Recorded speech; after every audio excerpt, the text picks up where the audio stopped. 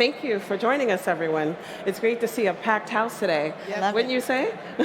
Love it. So let's jump right into it, ladies. What exactly is digital transformation, and how has digital transformation within your organization enabled the creation of a healthy culture?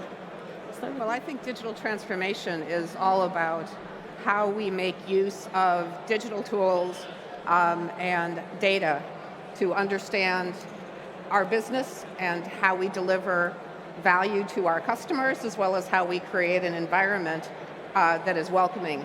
I think an important part of this is recognizing that, as organizations become more complex, you just can't rely on instinct anymore. And that's where the role of data comes in. It allows you to back up those intuitions with some hard evidence. Mm-hmm. And what about you, Kelly? Hi, everybody. I first want to say hello. Shout out to Black Innovation Alliance family who's in the audience. We're a national coalition of organizations that support Black entrepreneurs, tech founders, creative technologists, business owners, and we've got over 50 of our leaders from across the United States that are here in Lisbon. So excited to be here. Black Innovation Alliance is 2 years old. We're a little more than 2 years old. I say that we're the most grown 2-year-old that you are ever going to meet because we've done a lot in a very short period of time. So for us, when it comes to digital transformation, the beauty is when you're brand new, you're not having the same challenges of a pre-existing, long-standing organization where you're transitioning from a pre-existing system to some new form of technology. We get to onboard it from Jump Street, but the challenge is often that when you're brand new in an early startup phase, you need different tools. As you're growing, you need to transition to tools that really enable you to scale, not only in the delivery of the product or the service that you're creating, but especially for startups, in helping you to figure out how you effectively communicate with one another on your team, how you team build, how you relationship build among team members who are just coming on and operating in virtual space. So for us at Black Innovation Alliance, digital transformation has been, it's been absolutely vital. Right. You touched point on challenges. Yeah. So let's continue with that conversation. Yeah. To the both of you again. So when you mention challenges, as a startup, what type of challenges would you think that most people are seeing as they're going through continuous digital transformation because they're establishing their organization? Rapid scale, like all the things, it often comes down to how do you build a team in a way that allows you to maintain the quality of the product and the service that you are delivering. And so for us, we're constantly trying to figure out how we leverage technology to do that. And the other thing that's very special and unique about Black Innovation Alliance in particular is that we are a coalition. And when you have a coalition, there are multiple constituencies. So there are our leaders who run the organizations. There is our team. There are the entrepreneurs that we are serving, and we're constantly trying to figure out how do we ensure that there is a feedback loop across all those various constituencies. So when you're growing and scaling and constantly onboarding new role players, trying to make sure everybody has clarity on roles and responsibilities, and figuring out how your various constituencies constantly sync and talk to one another, right. That's probably been one of the biggest challenges for us at BIA. Right. And for Thoughtworks, you've been around for 30 years, so which is very impressive. During those 30 years, you've gone through a lot of transformations. What challenges did you see through the years as innovation has evolved? Well, the problem with having legacy is you have legacy. And that can be people, that can be technology, that can be process, that can be organizational structures. And humans really don't like to change. Right. And we all know that. There are few people who are change makers, who are passionate about, I'm going to go out and I'm going to make this change. But for most people, a job is a job. And I know how to do my job, and now you're trying to tell me I need to do my job differently because you're giving me these new tools, and I have to do this new process, and why? And oh, by the way, I like my empire, thank you very much, so I don't want you to break up my empire. Right. A lot of a digital transformation is realigning the organization around more end-to-end functions as opposed to thinking about organizational silos. Because digital transformations from a process perspective are all about reducing friction. You know, you don't want handoffs, you don't want anything to slow down the delivery of value. And very often that means reorganizing. And people don't like to change, they just don't like it. And so a big challenge is, how do you convince somebody that actually this is useful, this is going to make your life better. I know it's going to be tough initially, but this is ultimately going to make your life better because we're going to be able to deliver better value to our clients. Right. One of the challenges that I've always had within an organization is getting the employee buy-in. Because to the point that you just made, you know, people don't like change. So what did you do within your organizations in order to get employees to buy into all the transformation that is happening and will continue to happen? Well, a lot of it is tying it back to the purpose of the organization and our values. Trying to say, this is why this is important, this is why we are doing this. You know, we are trying to deliver extraordinary impact to the world through our culture and technology excellence. So we tie everything back to this sense of purpose that we have in our values, and that helps to convince people, okay, this is for a good cause, and this isn't really a big deal, and so, okay, but yeah, it is hard. Right, right. And did you run any campaigns to get your employees? Because I think when you're in a startup mode, you constantly are having to make a lot more changes than a well-defined, you know, company of 30 years. Yes. So how did you get your employees, you know, as you're shifting left, right, you know, front, center, in order to make it happen? What did you do? I'm laughing because you said, how did you get your employees? And we're two, like we're literally 2 years old. So this is an active process. We've got probably about 20 of our team here, and we had a team meeting yesterday because we wanted to use this opportunity. We are currently meeting quarterly in person because our entire team is national. So this is a conversation we are actively having. And people don't like to change because it's very risky, and there's a lot of unknown, and there is fear. And so, you know, I'm talking aspirationally, right? Because we still are figuring this out. But I think it helps if you can provide people the blueprint and the map. Because it's one thing to say we're going from here to here, because when you say that, people immediately start thinking, well, how is that happening? Like, and who's doing what? And am I supposed to be carrying the water or carrying the luggage, or who's, right? So I think the more you can map it out for people so that they can see what the path is to get from here to there, the more confidence that they're going to have in the process. If you're just selling a vision, it's going to be hard to get people to really buy in because they can't really see practically and tactically how do we get from where we are to where we want to go. And which leads a good segue into being inclusive. So now you've got transformation, switching out your systems or constantly changing it to upgrade or whatever the case may be, right? And then you've got, you know, the culture that you're trying to get the employees in. So now let's talk about, how did you make that inclusive? You know, there's the question that comes into play all the time. You know, what did you do? As you're making all these changes and you have to be inclusive in all those changes, you mentioned laying off some employees. You know, did that impact those other employees, you know, in terms of looking at the inclusion thought process within the organization? Yeah, well, I think inclusion is just part of our DNA. And so, but what we have found is, even with that, you have to be very intentional. You have to think about what are the various perspectives in the room, and how are they going to respond? I like the fact that you brought up, you know, the fear aspect, because that is a lot. When reorganizations are happening, you know, people are afraid, and they're not always afraid for the same reason.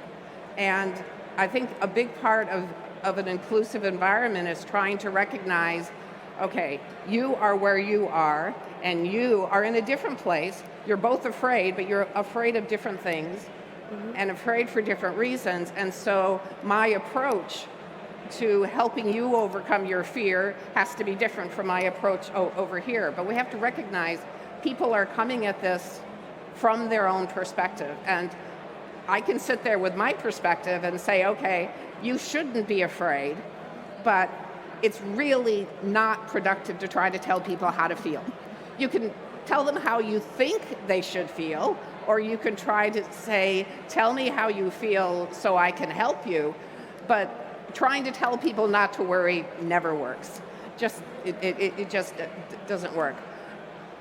But another part of inclusion in this is thinking about the entire life cycle of the change that you're going through, and are we involving all of the different stakeholders in understanding and creating that future state vision?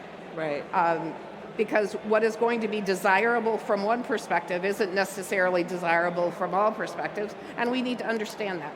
Right. And you can't understand that unless you engage. I can't predict how all 12,000 Thoughtworkers are going to respond. We need to go out and seek out those answers. Right. And for yourself, your organization as well. Sure.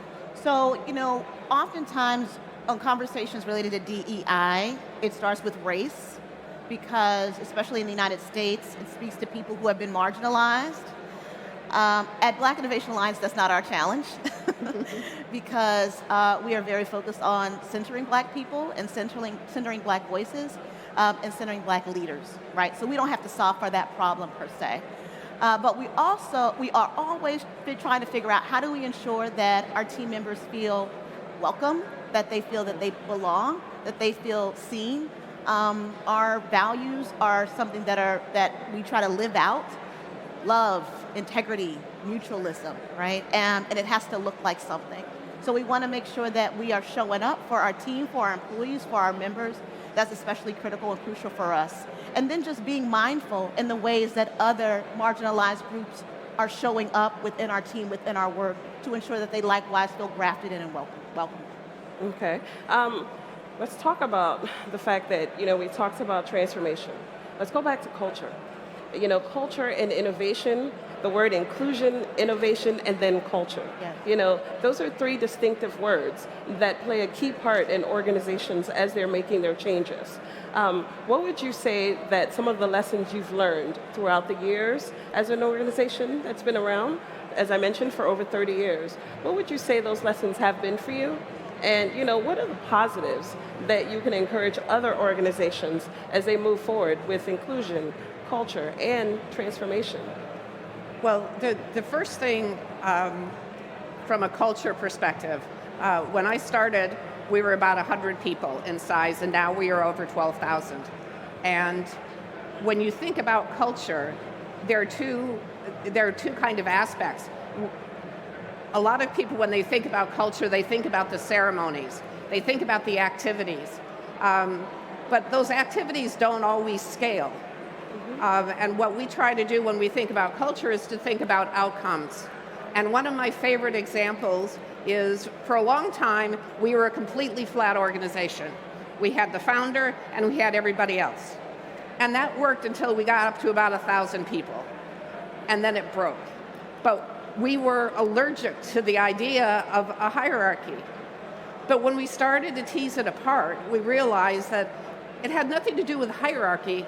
It had to do with the free flow of communication.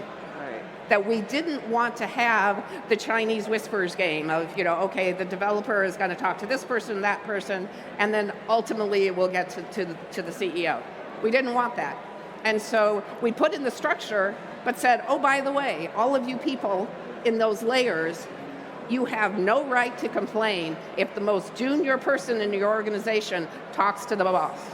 You have no right to complain if the boss goes and seeks out all the people that work with you. And so we kept the cultural value of the free flow of information, and we rid ourselves of the ceremony. And so we want to be careful about separating those things. Now, when you start to talk about inclusion and innovation, you can't get innovation if people are afraid to take risks. Right. I often say, it's not an experiment if you know how it's going to turn out. The whole point is to see how it turns out. Right. And sometimes an experiment is going to fail. And what is innovation but trying out something new to see if it's going to be successful? Exactly. And if you have a culture of fear, people are not going to experiment. They are not going to take those risks. If you can build an inclusive environment where people feel heard and feel like they belong, then they're going to come to you with their great ideas and say, hey, let's try this out.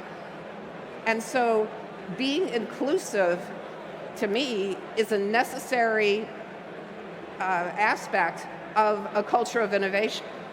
Because if people are afraid to experiment, they're just not going to do it. Right. And so I like how you tie those together.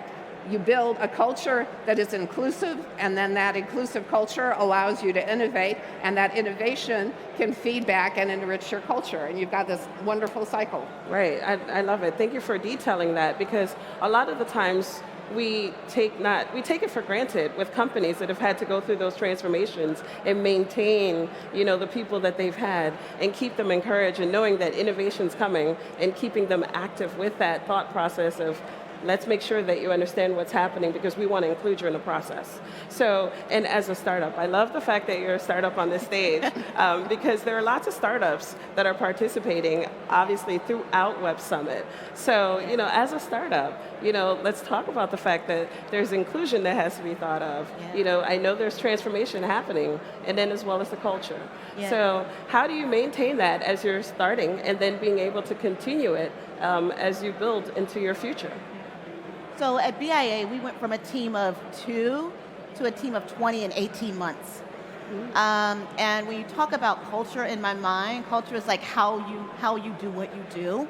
It's like the air that you breathe, how it feels to be a part of your organization. We had one member mention in a testimonial video that being with fellow BIA members feels like home. And that really hit me in my heart, because that is my intention as the founder. The challenge is when you're a founder, the original co-conveners were myself and a woman named Ania Williams.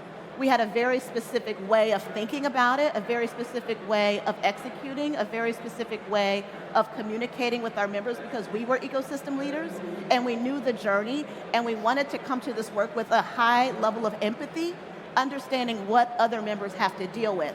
And so as our team started to grow, I realized that there's certain aspects of that culture we had created in the early days that was not necessarily being transferred. And it was very frustrating for me, because I'm like, well, why would you respond that way? Or why would you take this long to respond? Or why would you not defer on this? Or why would you not stand your ground on that? Right. And I realized that we never have the opportunity to really download what I actually believe our culture to be, like what are the key features of it, so that we can transfer it to new team members, because otherwise they're operating based on their own sensibilities about what this work should look like. And so we're currently in the process, and one of our consultants used this phrase, we need Kelly proxies, not because the culture should live within my personality, but because I have very clear intention about what the culture should look like, but I should not necessarily need to be in every single room and every single conversation to ensure we're showing up according to our values. Right. And so this is where we currently are, storming, norming, performing. Right. We are very much, Right. Every day I wake up like, how can I harness the wind today? Right. Great. Right. But that's essentially what we're wrestling with now as your team grows, and our team is continuing to grow. How do we really document and operationalize that culture so it doesn't have to live in a person, but can really filter throughout the organization? Mm-hmm. One of the key things you said that, as I was listening to you, I kept hearing over and over again, the transfer of information. From one employee to the next and so on and so forth, especially if you're doing a rapid growth, and then a long-standing growth. The transfer of information is key as you build out your companies. So as we bring to a close, there are lots of people in this audience, whether they're corporations or they're a startup. What are 3 tips that we can get from each of you, that you can say, hey, this is what I did, this is what I would recommend you do, in terms of inclusion and, with culture and innovation? I love the fact that I'm the stodgy old corporation. We do not think of ourselves that way, but I guess in comparison to a 2-year-old organization, we are. But so I'll play the stodgy corporate type. Inclusion takes work. Diversity takes work, and it is so easy to let it get away from you, and much harder to reestablish a sense of inclusion once you've lost it. If people start to feel, wait a minute, this isn't the same kind of place I was before, trying to get that feeling back is hard. And one of the things to realize, to me, diversity is about numbers. Right. Inclusion is about getting a seat at the table. But belonging is that feeling that, actually not only do I get to sit at the table, but I get to say something and I get to be heard and I get to influence the outcome. And so it takes vigilance. Mm-hmm. So that's tip number one. Don't let it get away from you. Tip number two is to really try to establish who you are, what you are about, and be very transparent about, this is my decision-making framework. These are how I am looking at problems. This is how we decide what's important. And be very transparent about that and repeat it over and over again. Right. And finally, you mentioned communication. It's a whole lot easier to communicate with 20 people than 12,000. And you have to repeat messages. You have to repeat across multiple forums and multiple venues, and realize that different people consume information differently. Mm-hmm. And no one would ever assume I'm a marketing person, but you almost have to treat it like a marketing campaign. Mm-hmm. My target audience is all of my employees, and I need to get this message to them, and so I need to figure out what are the different forums where I can present the information, where are they going to be coming from mentally in terms of receiving that information, but you have to be very intentional about communication. Right, I definitely agree. And Kelly, what are your tips? At Black Innovation Alliance, our ethos, we call it E-Cubed, Energy, Execution, Emotional Intelligence. You have to come with the right energy. You have to be able to get stuff done. We activated 19 specific initiatives this year, 19, and the year's not even done. So you have to be able to get things done, and you have to have a high level of emotional intelligence because this work is not easy. So for me, this work starts with your own self-awareness. Mm-hmm. You have to be self-aware. You have to be committed to doing your own internal work, because if you don't, that's going to show up in how you interact and interface with your team.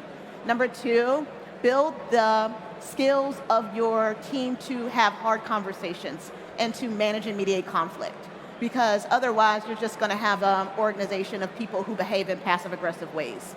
So our team is in the midst of a book club for Crucial Conversations. That's the book. So every team meeting, we do a chapter and we reflect on what we got out of the book in that chapter. And it's really helping to give us grounding language to have hard conversations.